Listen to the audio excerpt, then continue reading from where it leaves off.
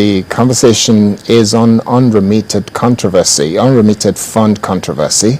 The Apex Oil Corporation, through which the federal government of Nigeria regulates and participates in the country's petroleum industry, NNPC, is in the news again. This time, not for a very good story, because it was alleged by the CBN that $49.8 billion were unremitted by the NNPC. This was contained in a letter written to the president by the governor of Central Bank of Nigeria, Sanusi Lamido Sanusi, but NNPC failed to remit the said amount to the Federation account between 2012 to date. Now, this brings us to the question, how could we have a situation where a body that works on behalf of the government in managing whatever finance comes into our coffers through our oil, which is pretty much about 90% of where we get our foreign exchange from and where we get our funding for the economy from, and then almost $50 billion seem to have gone missing or not accounted for or not remitted. Maybe it's not gone missing, it is somewhere in the organization's coffers, but not remitted to the central bank. We'll need to understand that. To discuss this with us this morning, we've got three people right here in the studio. I will start from my right, and the first person we'll be talking to is Engineer Bala Zaka, who's an energy expert. Great to have you here. Good morning. Thank you. Good morning, Nigeria. Welcome again. And then on my left-hand side, my immediate left, is a lawyer and a petroleum expert, Engineer Yomi Oreniga. Great to have you here. Good morning. Yeah, good morning. And sitting just beside him is a retired banker, and his name is Edwin Ikewim. How are you? Good morning, viewers, and good morning, Jerry. Welcome to Sunrise. We are expecting to get on the phone a group executive director, exploration and production from the NNPC during the course of this conversation. So we're hoping we'll be able to get him, and that's Engineer Abiy Membere. We'll be looking forward to have conversation with him because he's expected to bring some clarity to this conversation this morning. But I will start with Edwin. What is your thought about the issue that is being raised? Let's start with the fact that a letter was written to the President of the Federal Republic of Nigeria, and it is now in the public domain. What is your thought about that, starting with it? Thank you. First, the letter that's said to have been written clearly has not been confirmed by Central Bank. So, but it's not denied either. Yes, both ways. So it's not confirmed or denied. So we can say at this time, safely, the CBN has not confirmed that letter. Two, having said that, the content of the letter itself we can begin to look at. From what the letter purportedly says, some accretions to the national coffers that ought to have been paid to Central Bank has not been received. The amount that is in question, about $50 billion US, in my view, is huge and therefore unlikely to be missing. It's incredulous. So what do you think will have happened to it? For what I believe, in the current international financial arrangement, no one, no company, not even the richest African, can pay such amount of money into his account without red flags. Therefore, I believe the money is somewhere in the name of the federal government of Nigeria. So maybe it has not reached the CBN yet. And so what the CBN letter is purportedly saying is that if this money is not yet in our account, can somebody who has authority direct that it should come into our account? That's to say, because in my view, if you were to pull $1 billion into your account, when you do not have any means to support it, international financiers will raise questions. Okay, let me take you back one step, because you're a banker. Yes. Let's assume you work for Bank ABC. Correct. And Bank ABC is my banker. Yes. And you are in charge of that bank. Yes.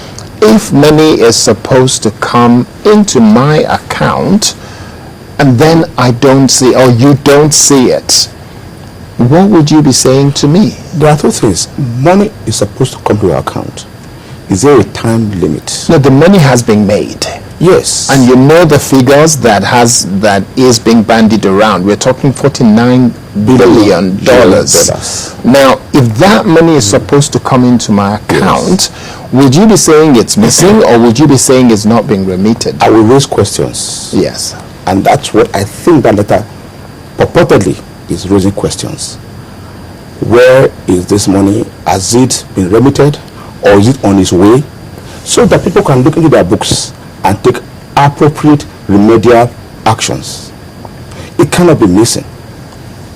So if it is not missing, what should be the question we should be raising now? That's the question the CBN governor has raised. Purportedly in the letter, saying, can we investigate? Can we look? Can we examine? So that the money can be in its appropriate place. Now that raises a question. Is there a time limit when NNPC should remit monies to CBN account? If money were gotten this year, should they book it this year or next year? Or can they say the money is somewhere we have not remitted yet? I don't know. But these are questions that the letter purportedly raises. And that letter, in fact, I must go to this point. In Nigeria for the last 40 years, you would know, even anyone who has worked with somebody of authority, we are afraid to speak truth to our principals. If the CBN letter is correct and is true, then we must commend the courage of the CBN in telling the authority that something is amiss. Can we investigate? Especially in this milieu, we're talking of body language or not body language. You know? So I think that courageous action of the CBN governor, if it is true, ought to have been very well received. And more than that, the privity of contract in banking traditions does not permit the CBN governor or the CBN or any banker for that matter to reveal contents of its confidential discussion with its principal to the public. And that's why I believe the CBN has not confirmed nor denied. So the CBN governor acting his role as the advisor to government, as the banker, and says, oh, my client. But there is no denying the fact that a letter was written and it was leaked, though the CBN, because of the confidentiality issue that you are alluding to now, probably may not acknowledge or deny. More than the confidentiality issue is the fact that what we're seeing now, that the issues raised appear to have been elevated to the position of politics. The issues raised were clearly technical, professional issues that expects action to be taken to ensure that if a wrong were being done, could be avoided or should be stopped. But we're now raising to issues of politics. It makes it difficult for the CBN or any other person in future. We will go into the political angle of it. Let me find out from Yomi Orenuga, who's a petroleum expert and also a lawyer. If you look at the legality of it, how sane can a society be if it is alleged that $50 billion has not been remitted as at when due? Because the only reason someone of the caliber of the CBN governor would write a letter to his principal, the President of the Federal Republic of Nigeria, will be because that money is due and it is known to exist and it is not remitted. Yes, it's mind-boggling to say a sum of 50 billion US dollars is missing between NNPC and the central bank, two federal government agencies. And you look at it from this angle. This NNPC has existed for many years. They have been lifting crude oil for years. They must have been remitting funds, because what are we talking about today?